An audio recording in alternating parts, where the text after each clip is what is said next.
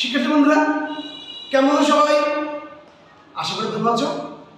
তো পরীক্ষা প্রায় কারো শেষ পর্যায়ে, কারো হয়তো শেষ হয়ে গেছে।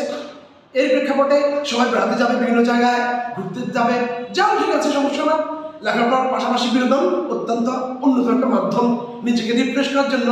পাশাপাশি আধা ঘন্টা করে যদি তোমরা ভয়েসটা ফ্রেশ রাখার জন্য চেষ্টা করো, অর্থাৎ গ্রামাটিক্যাল, তাহলে ভালো করতে পারবে অদূর ভবিষ্যতে বা সামনের দিকে। তো বিশেষ করে ডিসেম্বর জানুয়ারি মাস, এই দুটো মাস গ্রামার এবং ব্যাকরণ দেখার সুবর্ণ সুযোগ। এরপর থেকে লেখাপড়ার পরিমাণ বেড়ে যায়, তোমরা হয়তো নিজেকে প্রস্তুত করতে একটু লেট হয়ে যাবে। এই কারণে গ্রামাটিক্যাল ছাড়বা না কখনো। গ্রামার এবং ব্যাকরণ সবসময় ধরে রাখতে হয়, সব ক্লাসেই এগুলো প্রায় প্রয়োজন এবং সমান। তো কথা না বাড়িয়ে চলে আসি। আমরা সকল শেষ করে ফেলেছি।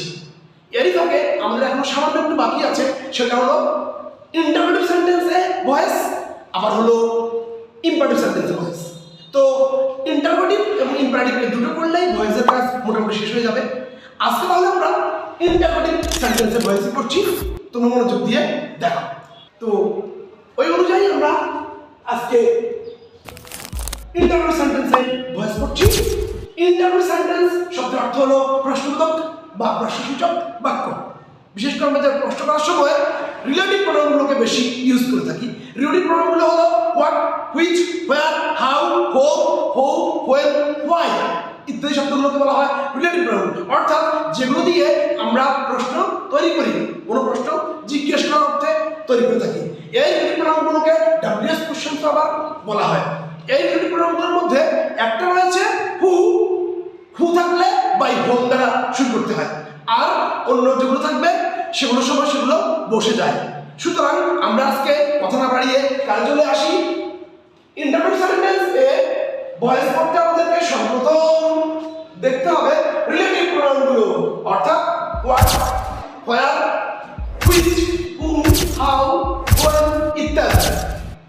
এই রিলেটিভ প্রোনাউনগুলোকে আবার দুটি রুলসে ভাগ করা হয়েছে। এর মধ্যে একটি হলো হু, আমি যেটা আগে পূর্বে বলেছি, হু থাকলে বাই হোম বসে, আর হোম থাকলে শুরুতেই হু। এখানে দুটো পার্ট চলে আসবে। এরপর তাহলে আজকে আমরা চলে আসবো সেই রুল। প্রথমটা যদি আমরা ধরি, তাতে হলো হু থাকলে বাই হোম বসে, হু থাকলে বাই হোম বসে। সেকেন্ড যেটা, হোম থাকলে তাতে বসবে হু, সেটা আমরা পরবর্তী সেশনে করছি। আগে আমরা প্রথমটা করব হু থাকলে বাই হোম বসে। তার স্ট্রাকচারটা হলো by whom plus be verb plus object হয় সাবজেক্ট প্লাস ভার্বের ফার্স্ট পার্টিসিপল, সর্বশেষে প্রশ্নবোধক চিহ্নটি বসবে।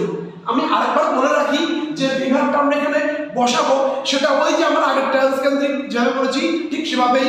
যেমন এক থাকলে দুই হয়, তো যদি এখানে প্রেজেন্টের এক সূচক থাকে তাহলে দুই কি আছে অ্যামিজার। যদি ফার্স্টের প্রথমটা থাকে মানে ফার্স্ট ইন্ডিফিনিট, তাহলে ফার্স্ট কন্টিনিউয়াস থাকবে ওয়াজ ওয়্যার। আর যদি ফিউচার এর প্রথমটা মানে ফিউচার ইন্ডিফিনিট থাকে পুরো সেন্টেন্স, তাহলে বসাবো শ্যাল বি, উইল বি, কারণ কন্টিনিউয়াস থেকে সে উঠে আসবে। ওই যে বলছিলাম আমরা এক থাকলে দুই হয়, ওই সময় আমরা তার পরবর্তী এক্সাম্পলের মাধ্যমে করছি, দেখাচ্ছি। তাহলে আমরা শুরু করতে পারি। স্ট্রাকচার অনুযায়ী যদি শুধু হু থাকে তাহলে শিখি আমরা বাই হোম।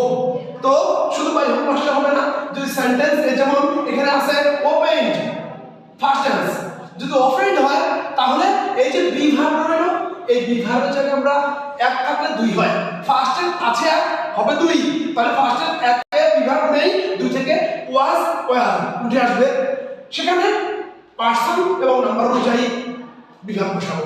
তো আমরা শুরু করে ফেলি। হু থাকলে বাই হোম, হু থাকলে বাই হোম, তারপর আসবে বিভাগ। বিভাগ হলো এক থাকলে দুই হয়, তাহলে ফার্স্ট এর আগে আছে হবে দুই, ওয়াজ বাই হোম ওয়াজ। অবজেক্ট নিয়ে আসবো দ্য ডোর। তারপর মূল ভাগ রয়েছে ওপেন্ড, ওপেন্ড ফার্স্ট পার্টিসিপল তা ওপেন্ড, অর্থাৎ হু থাকলে বাই হোম। তারপর আমরা দেখতে হবে কোন টেন্সে আছে, টেন্সটা আছে ফার্স্ট কোনো বিভাগ নেই ভার্বের ফার্স্ট ফর্ম। তো ফার্স্ট ইনডিফিনিটের এক থাকলে দুই হয়, দুই মানে ওয়াজ বা ওয়্যার আসবে, আসলো ওয়াজ, কারণ এটা সিঙ্গুলার ফর্ম, এই কারণে ওয়াজ বসলো, অবজেক্টকে নিয়ে আসলাম, তারপর মূল ভার্বের ফার্স্ট পার্টিসিপল। আসি দ্বিতীয় সেন্টেন্সে, who does not love A faithful person. তাহলে আমরা এখানে করতে পারি হু থাকলে বাই হোম, হু থাকলে বাই হোম, তারপর ডাজ নট, এখানে ডাজ দ্বারা প্রেজেন্ট ইনডিফিনিট প্রকাশ পেয়েছে, তাই প্রেজেন্টে এক থাকলে হবে দুই, ওই যে আমার সে কবিতার মতো এক থাকলে দুই হয়, দুই মানে এম ইজ আর আসবে। তাহলে by whom is not object বা সাবজেক্ট, অবজেক্ট হলো a faithful person, a truthful person,